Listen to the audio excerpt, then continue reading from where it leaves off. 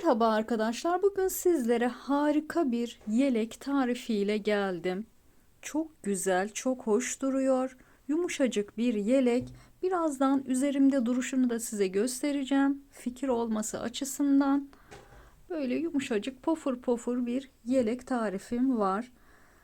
Kalın ip tercih ettim. Şiş numarasını büyük tuttum ki böyle salaş, dökümlü, yumuşacık bir yelek olsun. İpleri şöyle bir ip tercih ettim. Toplamda 5 yumak ip kullandım. İpime uygun da şiş numarası kullandım. Dediğim gibi şiş numarasını biraz büyük tuttum ki dökümlü dursun. Şiş numaram 10 numara şiş kullandım. Açıklama kısmına da yine yazarım. Oradan da bakabilirsiniz. Dikiş için böyle yün iğnesi kullandım rahat dikebilmek için ve 4 adet büyük düğme kullandım. Ahşap düğme tercih ettim. Siz istediğiniz düğmeleri tercih edebilirsiniz. Büyük düğmeler daha çok yakışıyor. Bunu da belirteyim. Düğmemin genişliği 3 santim genişliğinde düğmeler. Yeleğimin bedeni de 36 40 42 bedene kadar olan bir yelek. Çünkü esneme payı çok yüksek. Yumuşacık, pofur pofur bir yelek öreceğiz birlikte. Hadi gelin başlayalım. Başlangıç ipimi biraz uzunca bırakıyorum. Uzunluğunun ölçüsü bakın 200 santim uzunluğunda buradaki ipim. Şimdi başlıyorum. Ben şu şekilde başlıyorum. Buraya şişimi geçiriyorum. Diğerini şöyle alıyorum. Bir içten alıyorum ilmeğimi, bir dıştan. Bakın birisini bu şekilde, birisini şuradan. Bir buradan, bir içten.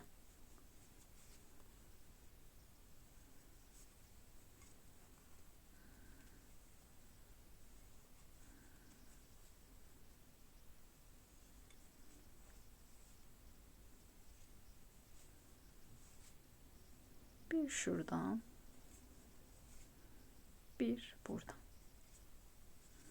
Bakın ilmeklerimiz çift çift geliyor bu şekilde başlayınca. Ve şu alt tarafı da çok hoş duruyor. Devam edelim. İlmeğimizi atmaya. İlmek sayım toplam 36 ilmek olacak. 36 ilmeğimiz olacak. Devam edelim.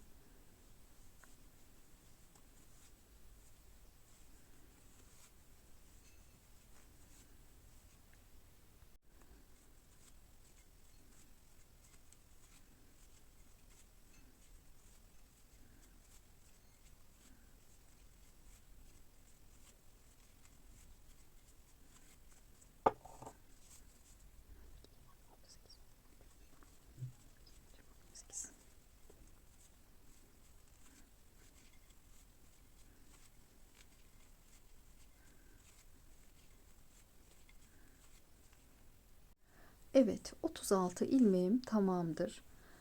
Bakın ipim biraz uzun geldi. Bilerek uzun bıraktım. Yeleğim kenarını dikmek için bu ipi kullanacağım sonrasında. Şimdilik şöyle bir düğüm atayım ve hemen örmeye başlayalım. İlk ikisini düz örüyorum.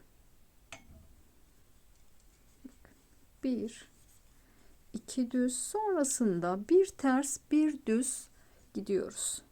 İlmeğimi öne aldım, ters örüyorum, arkaya atıyorum, düz.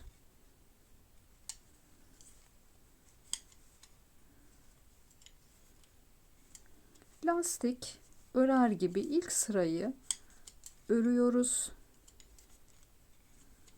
İkinci sırada örneğimizi örmeye başlıyoruz. İlk sıramız böyle. Devam edelim.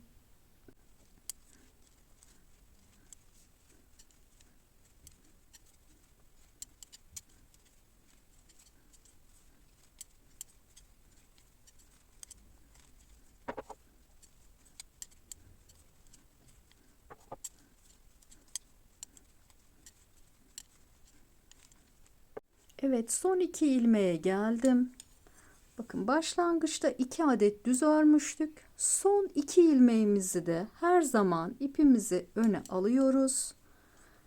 2 ters şekilde şöyle örmeden sağ şişimi alıyorum. Bakın ilmek burada, örmüyoruz. Döndürdüm örgümü. Şimdi 2 düz örüyoruz. Sonrasında ipimi öne alıyorum. Ters. Terste herhangi bir işlem yapmıyoruz. Düzü bakın normalde şöyle örülür. Bunda bir alt sıraya şu boşluğa batıyoruz. Bakın şuraya. Buraya batıyorum. Düz örgüyü böyle örüyoruz. Tersi aynı şekilde. Ters örgümüz belli. Bakın şöyle bir kesme işareti gibi çıkıntı var. Bu ters örgü. Düz örgüyü bir alt boşluğuna batarak örüyoruz. Çok zevkli örülüyor. Kalın iple de ördüğüm için çok çabuk ilerliyor. Aynı şekilde devam edelim. Son 2 ilmeğe kadar gelelim.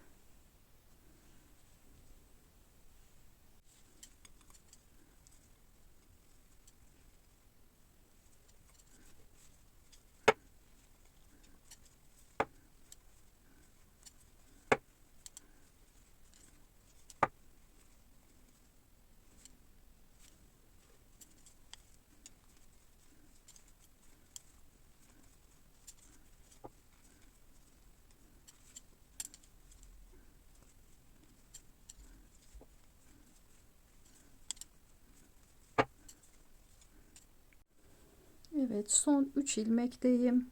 Bunu yine bir alt sıradan örüyorum. Son 2 ilmeğimizi her zaman örmeden sağ şişimizi alıyoruz. İpimizin yönünü değiştiriyoruz. Örmeden sağ şişimi alıyorum. Hep son 2 ilmek böyle. Başlangıçtaki 2 ilmeği de düz örüyoruz. Başlangıcımız hep aynı. Önü arkası aynı şekilde örülüyor. Yine bakın. Şuraya batıyoruz. Hep aynı dediğim gibi.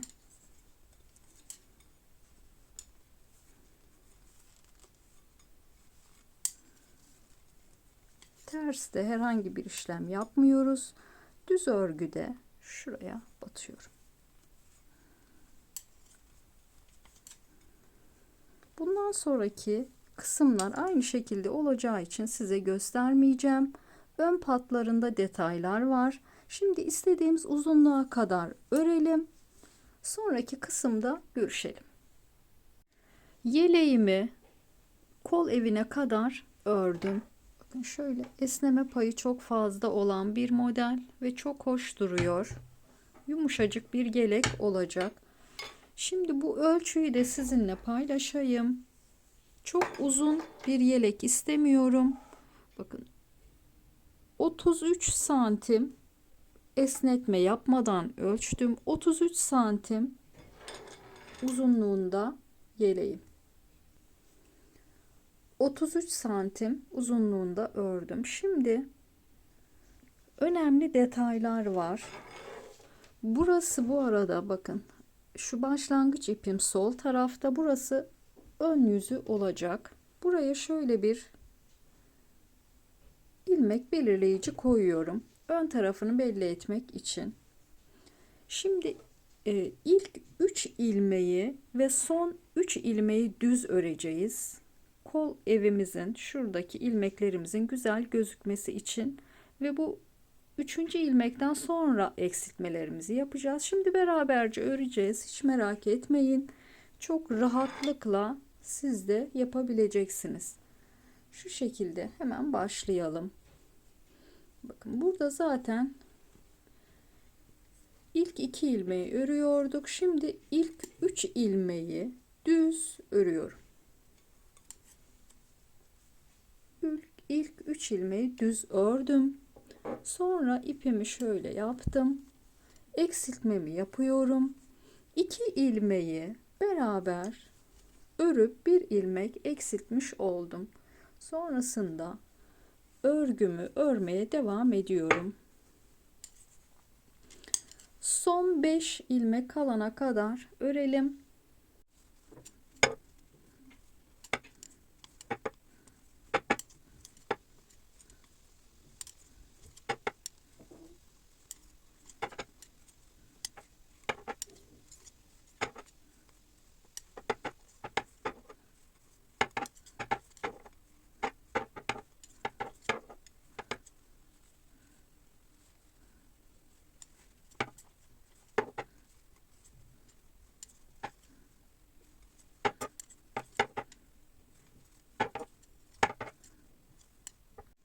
Evet, son 5 ilmeğe geldim. Şimdi ikisini beraber örüp bir ilmek eksiltmiş oluyorum. Sonrasında ipimin yönünü değiştiriyorum. Son 3 ilmeği bu sefer düz örüyorum. Buraya dikkat edelim arkadaşlar. İlk, son 3 ve ilk 3 ilmeğimizi düz örüyoruz.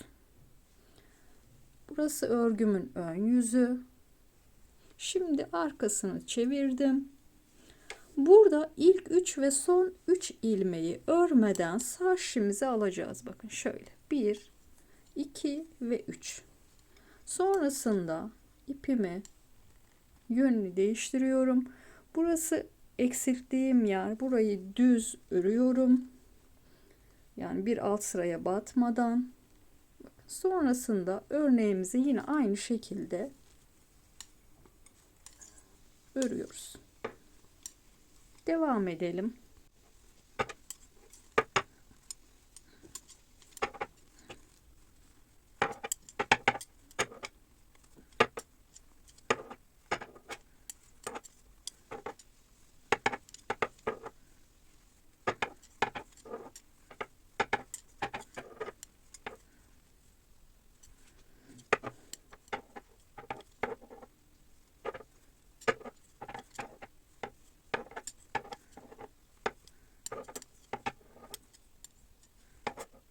Son 4 ilmeğe geldim. Bu eksiltme yaptığım ilmekti. Düz şekilde örüyorum. Bir alt şu boşluğuna batmadan düz şekilde örüyorum. İpimi bakın yine bu tarafa aldım ve son üçünü de yine örmeden sağ şişime alıyorum. Burası örgümün arka yüzü. Başlangıçta ve sonda aynı işlemi yapıyoruz. Kol evinde sadece bir ilmek eksiltme yapacağım. Daha eksiltme yapmıyorum. Sonrasında aynı şekilde örmeye devam ediyoruz. Ön yüzünde bakın düzle başlıyoruz. Sonda da yine düz örelim. İlk ilmeği böyle biraz sıkı sıkı örelim. 3 ilmeğimi düz ördüm. Sonrasında yine Selanik örgümü örüyorum. Aynı şekilde sonuna kadar gelelim.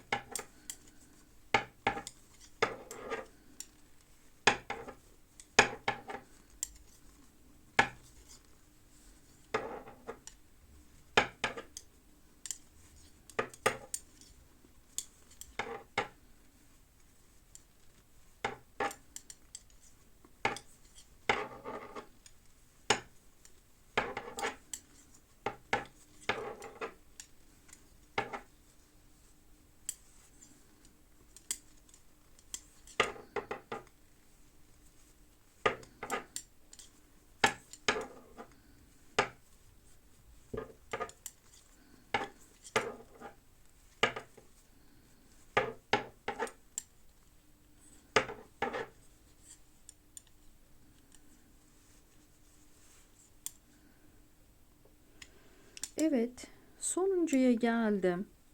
Bakın şurayı ters örmüştüm.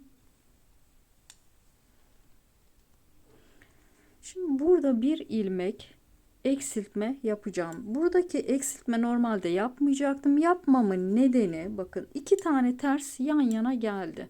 Burada örneğin bu şekilde bozuk şekilde devam etmesini istemiyorum.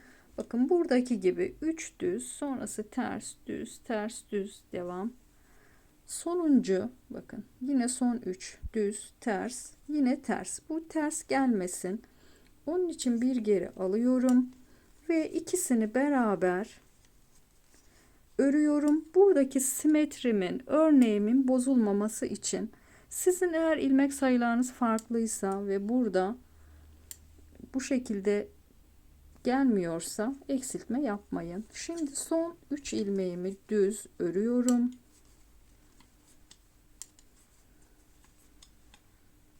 Örgümü çevirdim. Burası örgümün arka yüzü. İlk 3 ilmeğimi örmeden sağ şişimi alıyorum. Bakın sonraki, burası eksiltme yaptığım için düz örüyorum. Sonrasında aynı şekilde devam ediyoruz.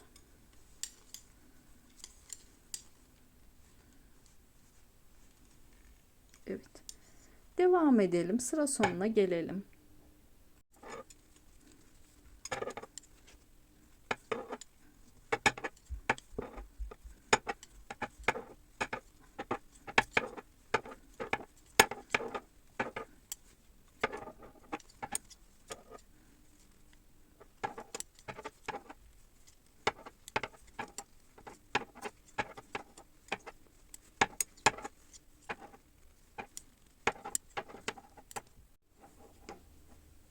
Evet, son 4 ilmeğim. Bakın burası ters örgüydü. İpimin yönünü değiştiriyorum ve örmeden aldım. Döndürüyorum. Bundan sonraki sıralar aynı şekilde devam edecek. Kenar biyelerine dikkat edelim. İlk 3 ve son 3 ilmeğimize aynı şekilde örelim. Kol evini 20 santim uzunluğunda örmek istiyorum. 20 santim uzunluğunda örelim. Sonraki kısımda görüşelim. En önemli detaylardan birisini daha sizinle paylaşmak istiyorum. İpimizi bitince yeni ipimize geçişte şu şekilde düğüm yapmak yerine, bakın, iki ipi şöyle tutuyorum. Tek katını alıyorum ve parmağıma şöyle 2 kere sarıyorum. Üçüncüyü şu iki ipimin üzerinden sarıyorum. Sonrasında bu iplerimi şuradan geçiriyorum. Şöyle tutuyorum. Hafifçe şuradan çekiyoruz. Bakın, hafifçe çekelim. Sonrasında şöyle iyice çekelim. Tam şuradan da şu şekilde yapalım. Evet. Şimdi bu iplerimizi tam kökünden kesebiliriz. En düzgün düğümleme yöntemi bu. Bakın tam dibinden kesiyorum. Çok sağlam bir düğümdür. Kesinlikle açılma yapmaz. Bu şekilde devam ediyoruz örgümüzü örmeye. Evet, kol evinden itibaren istediğim uzunluğa kadar ördüm. Şimdi size ölçeyim. Bakın, kesim yaptığım yer şurasıydı. Buraya kadar ölçeyim. Bakın 21-22 santim uzunluğunda ördüm burayı. Burası benim için yeterli. Siz istediğiniz genişliğe kadar uzatabilirsiniz. Şimdi bakın, burası yine örgümün ön yüzü. Başlangıç ipim sol tarafta. Burada birden ilmeklerimi kesmiyorum. İlmeklerimi 3'e bölüyorum. Buradaki ilmek sayım benim 33 ilmeğim var. 33 ilmek. 33 ilmeği 3'e bölüyorum. 11 ilmek. 11 ilmeği şöyle işaret belirleyiciler 2, 4, 6, 8, 10, 11. 11.'ye Şu şekilde takıyorum. Yine burayı da 2, 4, 6, 8, 10, 11 burası. Burası ense kısmı olacak. Bunlar kollar. Omuz kısmımız. Şimdi bu 11 ilmeği örelim. İlk 3 ilmeğimizi düz şekilde örüyoruz. 2, 3, 4,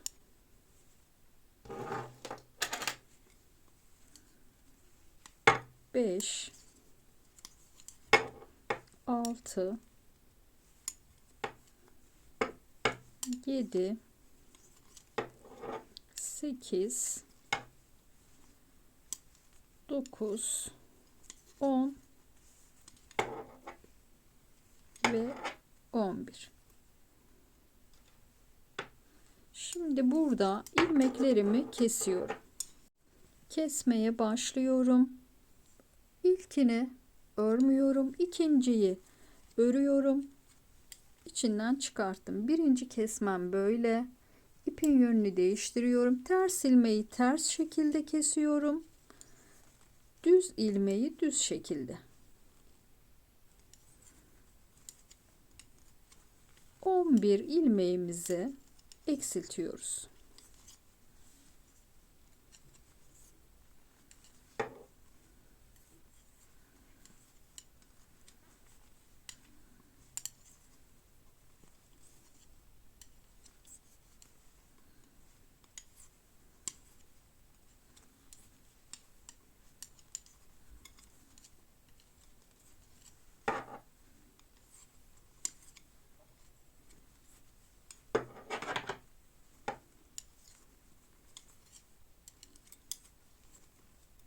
Evet. Bunu da keselim.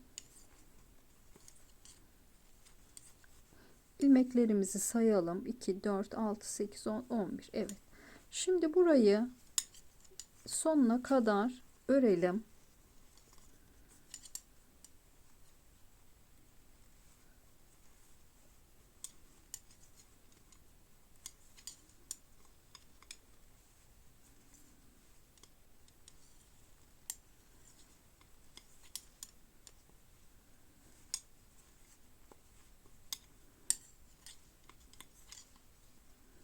Son 3 ilmeğim düz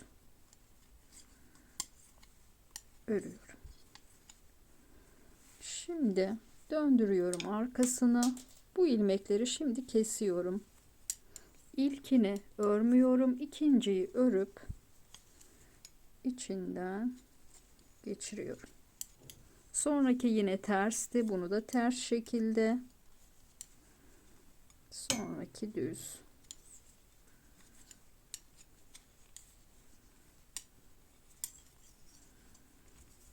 Bunlar önemli detaylar. Bütün bildiklerimi detayına kadar paylaşmak istiyorum ki benimle aynı şekilde örün, aynı titizlikle örün.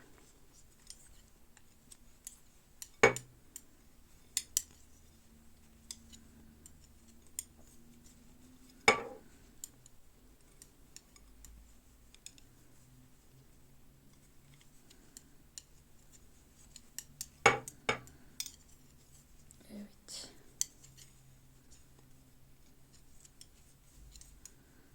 Evet. Bakın. Bu ipimi keseyim. Biraz uzunca kesiyorum. Nedeni dikiş içinde bu ipi kullanacağım. Evet. Şimdi diğer tarafı da aynı şekilde keselim.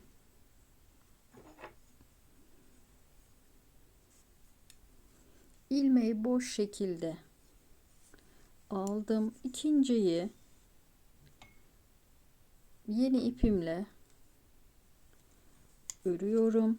İçinden geçiriyoruz. Diğer taraf gibi burayı da keselim.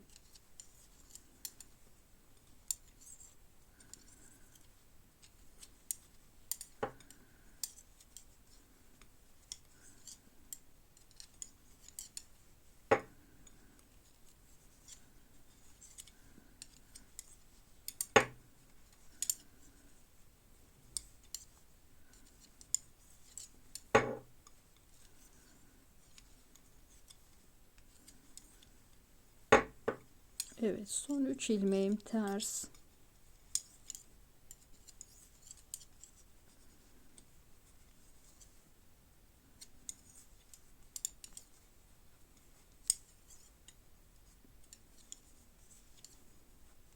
Evet.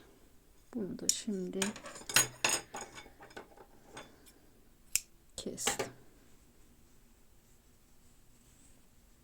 Evet. Şuraları şöyle elimizle düzeltelim.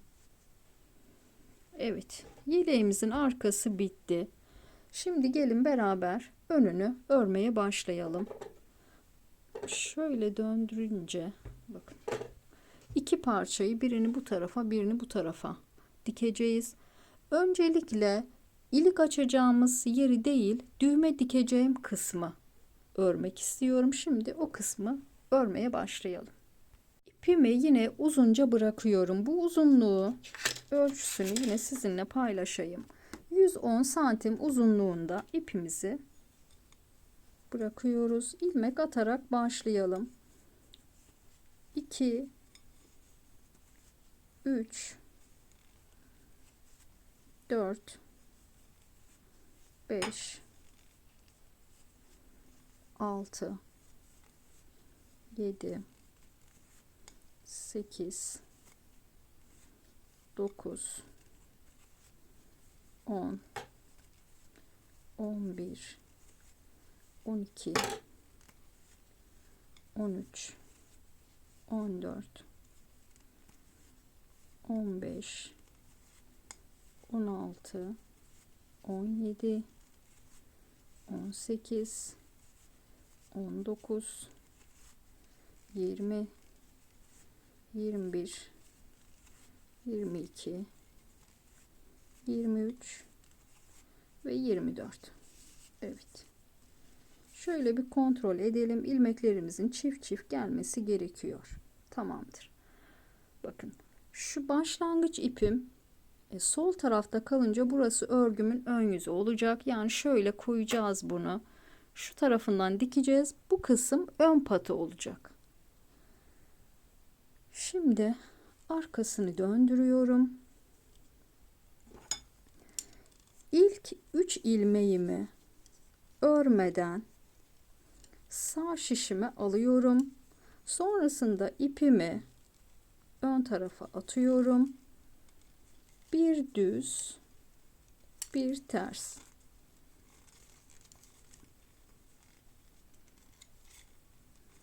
Bir düz, bir ters. Aynı şekilde örelim.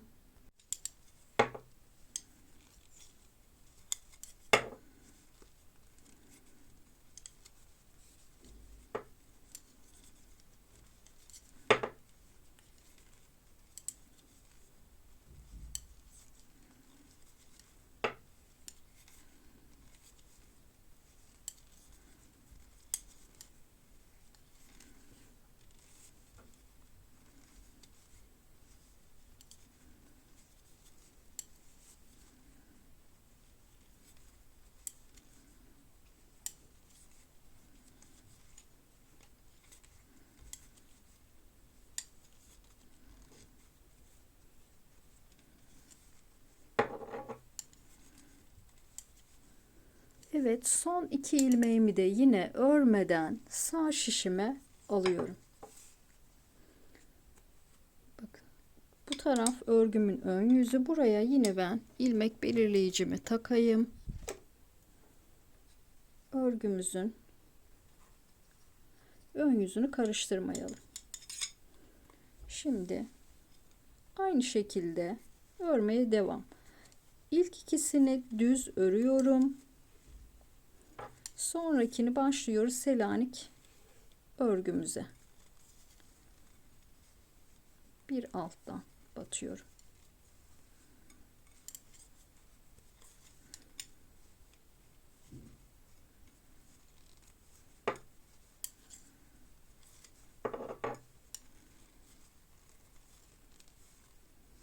Son 3 ilmeğe kadar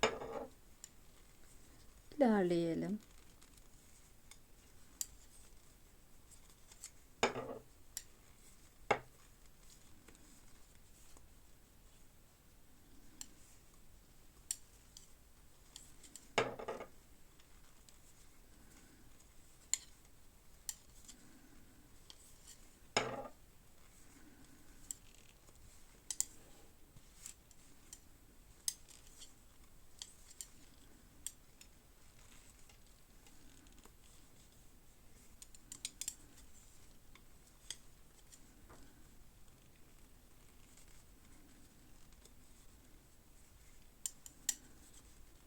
Evet, bakın son 3 ilmekteyim. Burayı düz şekilde örüyorum. 1 2 ve 3. Sonrasında örgümün arkasını döndürüyorum.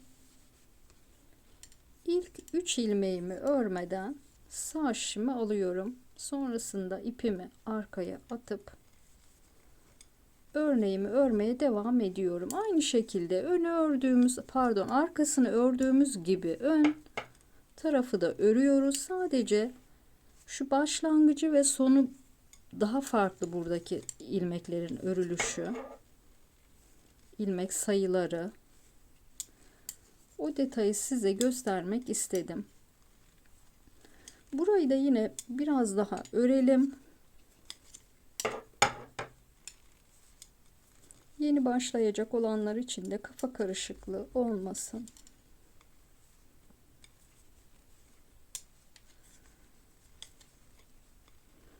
İlmek hiç kaçırmamaya dikkat edin.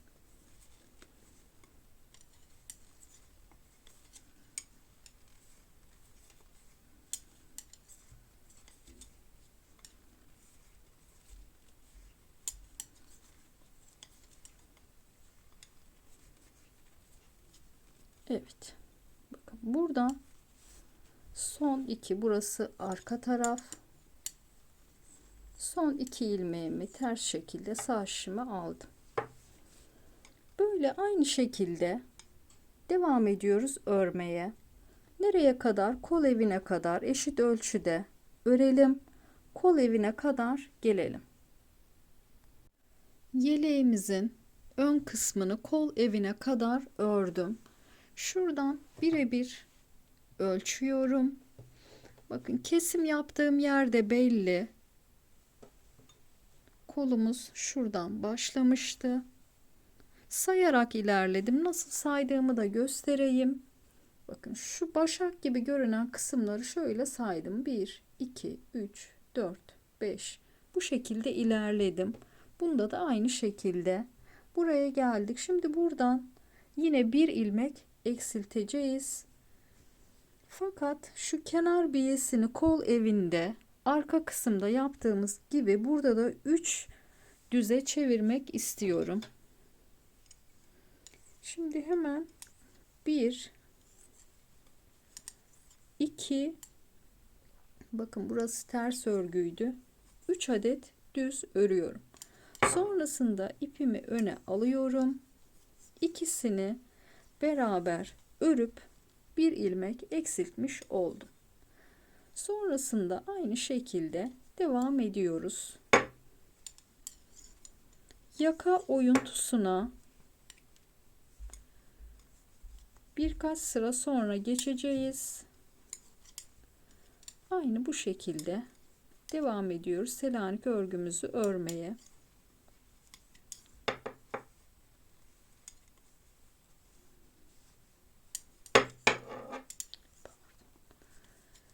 Şişler çok ses çıkartıyor.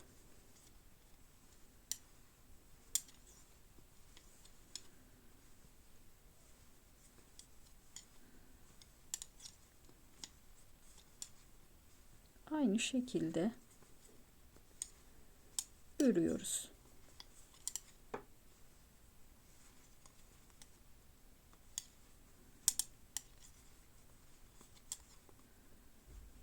Evet, burası benim 3 ilmeğimdi. Burayı düz şekilde ördüm. Evet. Bundan sonraki kısmı göstermeyeceğim. Aynı şekilde örelim. Ne kadar örüyoruz? Tam kol evimizin yarısına kadar. Yine bakın şuraya ayraç koydum. İlmek belirleyicimi koydum. Tam kol evi şurası, bakın tam orta kısmına denk geliyor. Şu şekilde de sayalım. Bakın eksiltme yaptığımız yer burasıydı. 2, 4, 6, 8, 9. 9 başak örelim. Sonra yaka kısmının eksiltmesine geçelim. Şuradaki detayı unutmayalım. Bakın şimdi hem sağda hem de solda 3 adet düz ilmeğimiz var. Buna dikkat ederek örmeye devam edelim. Evet, kol evinin bakın şöyle yarısına kadar geldim. Ölçelim. Bakın şuraya kadar geldim. Şimdi eksiltmeyi yapıyoruz. Öncelikle şuraya kadar gelelim. Dönüşte eksiltmeyi yapıyorum. Buraya kadar örelim. Yine aynı şekilde.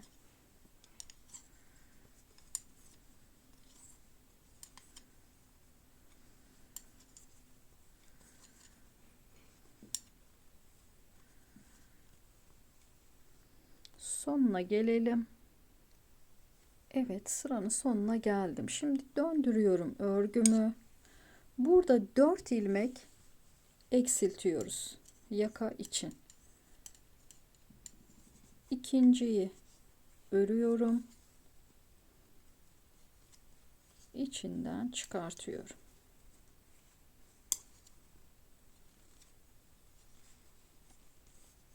İkinci eksiltmem. Sonrasında burası düz. Üçüncü eksiltmem.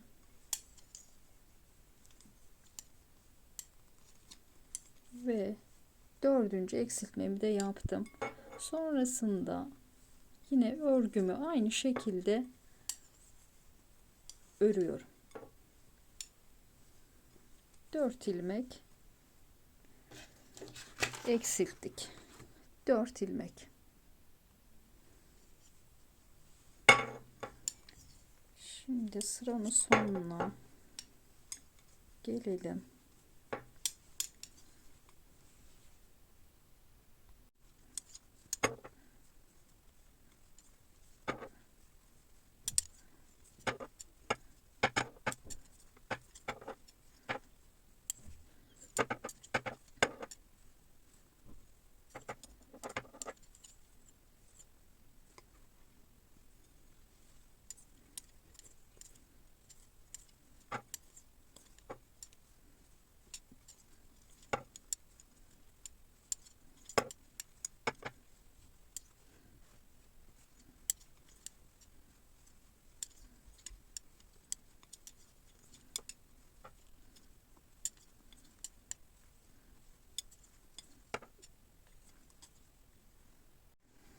Evet, eksiltme yaptığım yere geldim.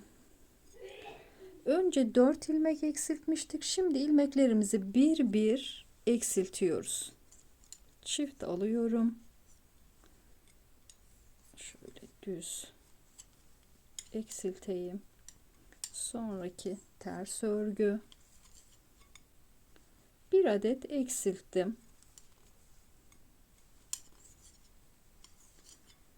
Bir bir eksilteceğiz ilmeklerimizi.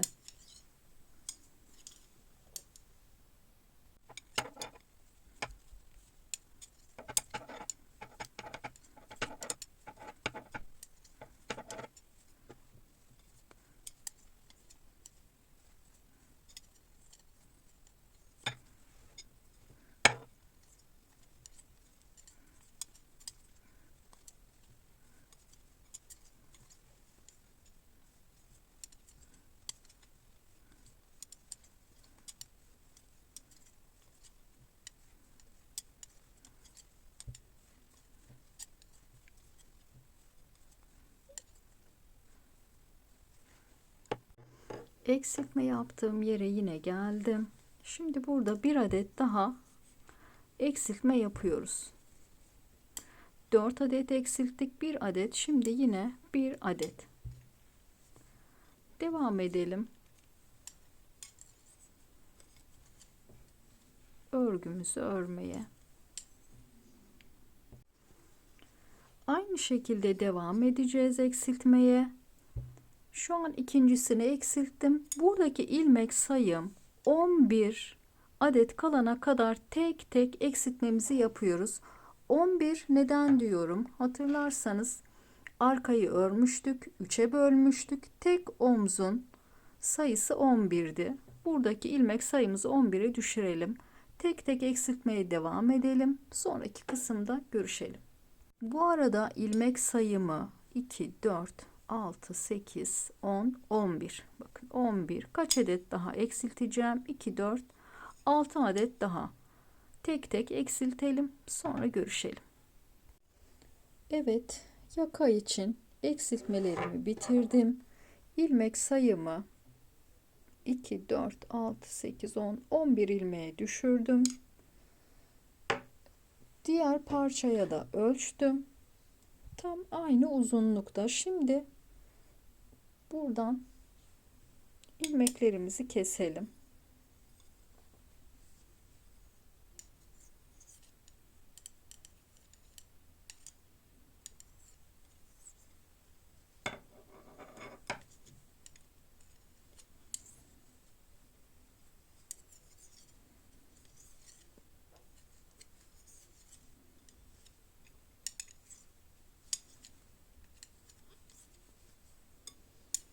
Eksiltme işleminde siz daha farklı biliyorsanız o şekilde de eksiltmeyi yapabilirsiniz.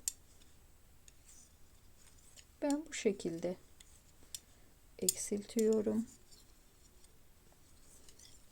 Bir ters bir düz eksiltiyorum ki örgüm içinde uyumlu olsun.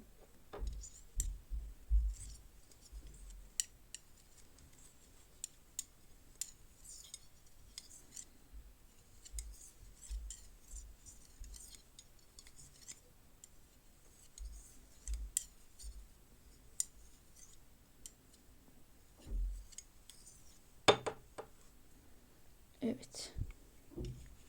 Ön parçanın birini bitirdim.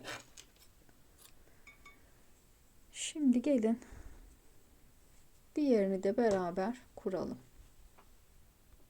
Diğer parçaya geçmeden önce bazı bilgileri sizinle paylaşmak istiyorum. Yeleğimizin ilik yerlerini, öncelikle neden yeleğimizin bu tarafını ördük? Çünkü bu tarafına düğmeleri dikiyoruz, diğer tarafına ilik yerlerini açıyoruz. Bu parçayı önce örünce ilik yerlerini açmak daha kolay oluyor. İlik yerlerini bakın, en sona, en başa ilmek belirleyicileri taktım ve sonra eşit aralıklarla diğerlerini de taktım. Ben 4 adet düğme kullanmak istiyorum. Böyle büyük ahşap düğmeler tercih ettim. Tercih size kalmış. Bunlara uygun da ilik yerleri açacağız beraber. Şimdi örmeye başlayabiliriz. Bu parçayı 24 ilmek başlamıştık. Yine 24 ilmek başlayalım. İkinci sırasında görüşelim. Evet, ilmeklerimi attım. Şimdi başlayalım örmeye. Başlangıç yerim burasıydı. Şimdi bakın şöyle koyunca kısa ipimizin olduğu taraf şurası benim ön yüzüm olacak. Şu 3 ilmeğim yeleğimin ön patı olacak. Burası kenar dikiş yeri olacak. Onun için burayı 2 ters ile başlıyorum. 2 ters örmeden sağ şişime alıyorum. Biliyorsunuz ilk sırayı bir düz bir ters örüyoruz.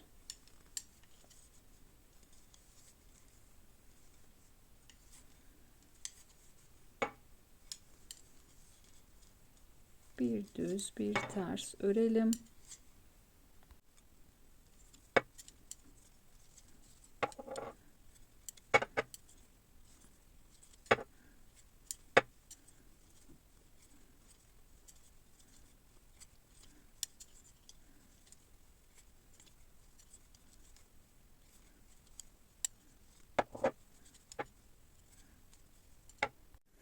Evet, son 3 ilmeğime geldim. İpimi öne alıyorum. İlk üçünü örmeden aldım. Evet. Şöyle göstereyim. Burası şöyle koyunca yeleğimizin kenarı olacak. Burası dikiş kısmına gelecek. Şimdi ilk üçünü düz örelim. 1 2 ve 3. Sonrasını başlıyoruz Selanik örgümüzü örmeye. Diğer kısımlarda ayrıntılı gösterdiğim için şimdi ayrıntılı göstermeyeceğim. Burada sadece neye dikkat ediyoruz? İlik yerine ilik açmayı size göstereceğim. Sonraki kısımları videoda göstermeyeceğim. Devam edelim. Aynı şekilde örelim. Sonra şu noktada ilk iliğimizi açacağız. Buraya kadar gelelim.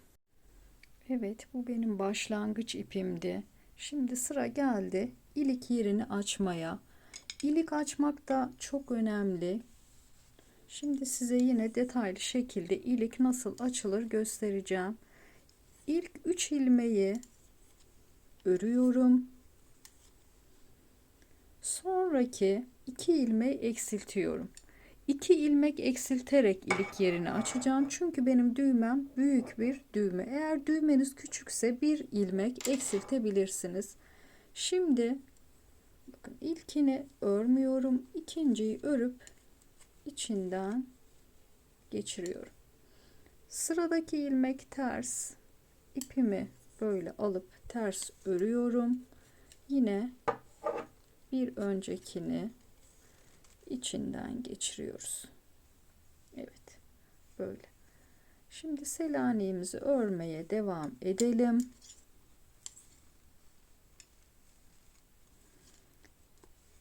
Örelim. Tam şu eksiltme yaptığımız yere kadar gelelim.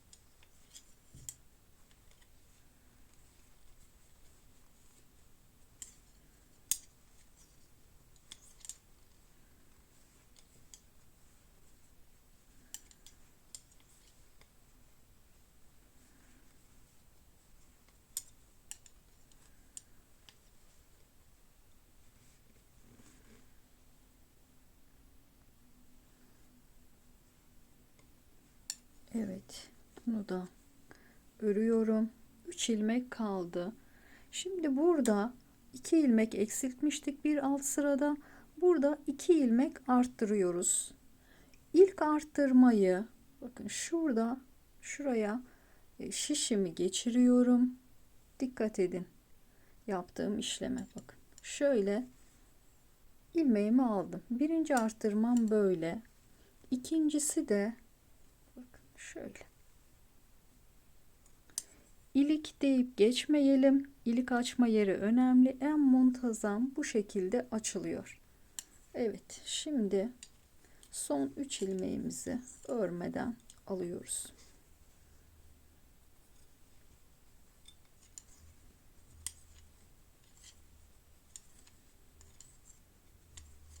Evet. Burada sonraki ilmeğimiz tersti. Artırma yaptığımızı ters örüyorum. Bir sonraki şöyle, pardon, düz olacak. Sonraki ters. Sonraki aynı şekilde selaneğimizi örüyoruz.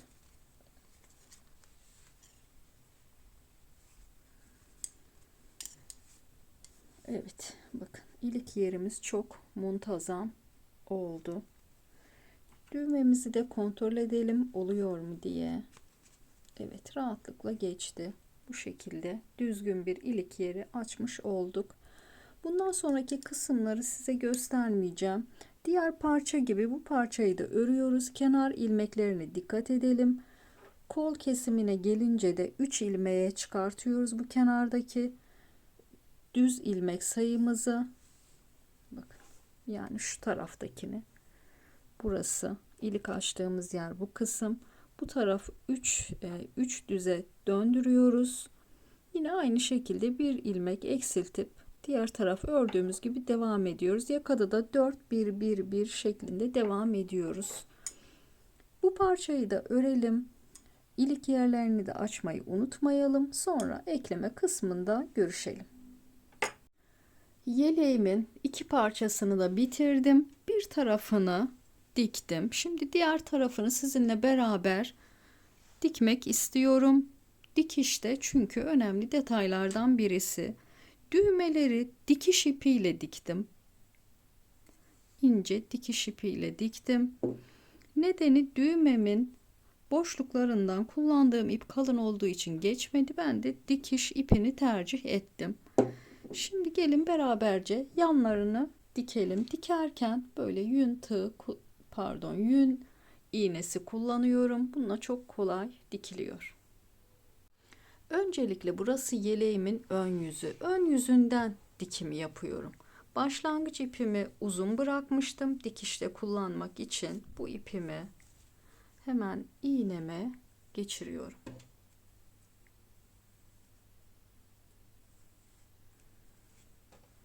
Şöyle kenardan öncelikle sabitleyelim. Hemen şuradan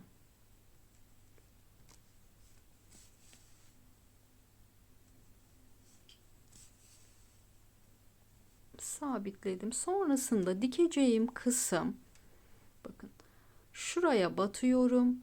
Şuraya, karşıda da buraya.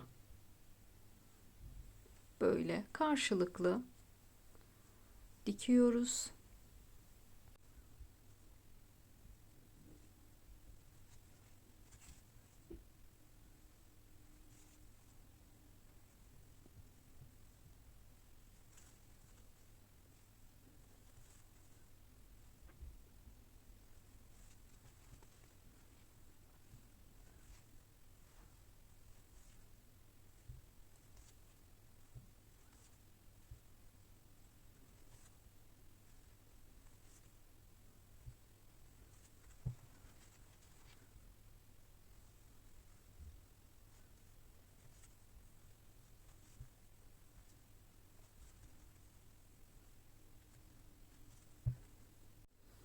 İpimi yeteri kadar bırakmamışım. Şimdi arkada bunu gizleyeyim.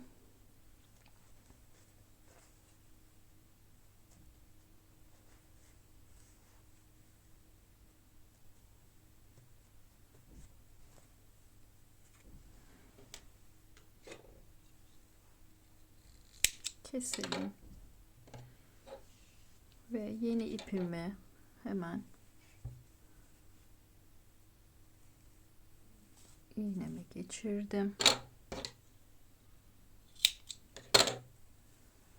Yine arkadan, şurası iç tarafı, iç tarafta ipimi sabitlemek istiyorum.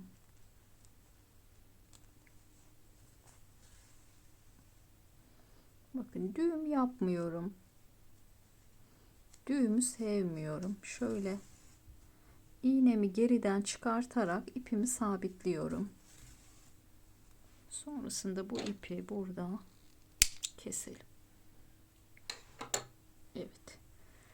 Şimdi iğnemi öne alayım. Dikmeye devam edelim. Şurada.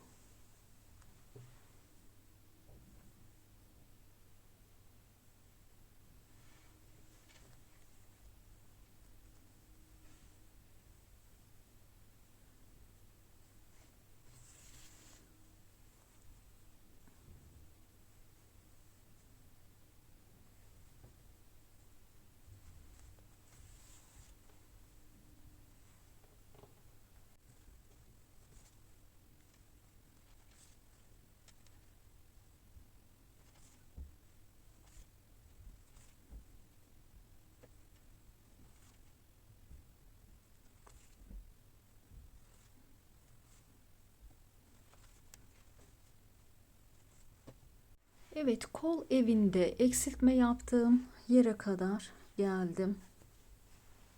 Buraya ayracımı koymuştum. Bunu da çıkartalım. Evet. Şimdi ipimi yine iç tarafa alıp burada sağlamca sabitliyorum.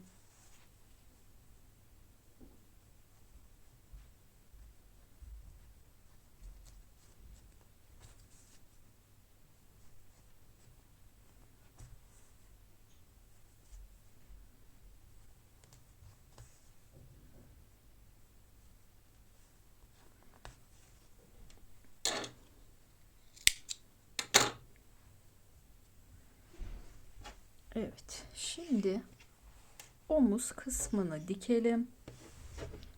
Yine burada da ipimi uzun bırakmıştım. Uzun bıraktığım ipi iğneme geçireyim.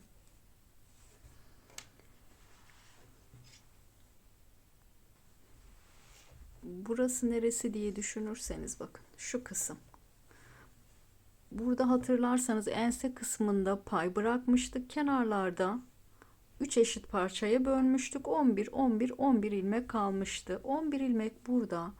11 ilmek yine ön tarafta. Bunları karşılıklı dikeceğiz.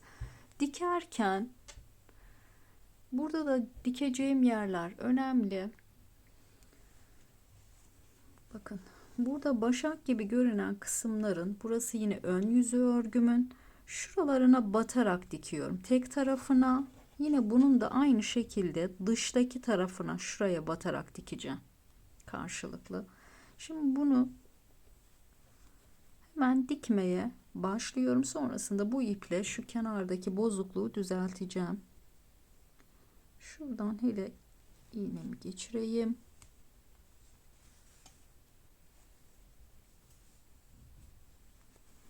Sonrasında hemen ilk ilmek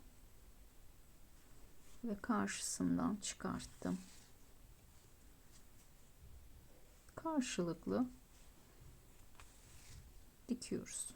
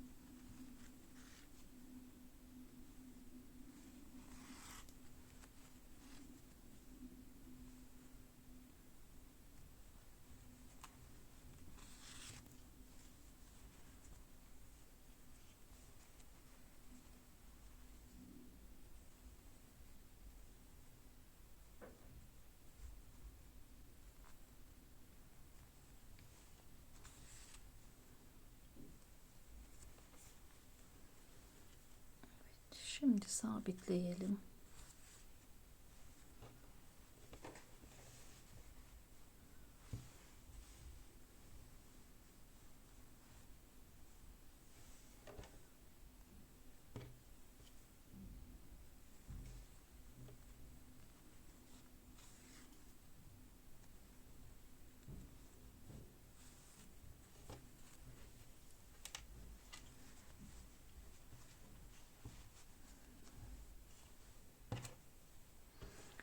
Şimdi bu iplerimizi de düzgün şekilde gizleyelim. Evet, yeleği bitirdim. Duruşu bu şekilde. Takıldığınız yer olursa muhakkak yorumlarda belirtin. Farklı bir videoda görüşmek üzere. Sağlıcakla ve sevgiyle kalın. Hoşça kalın.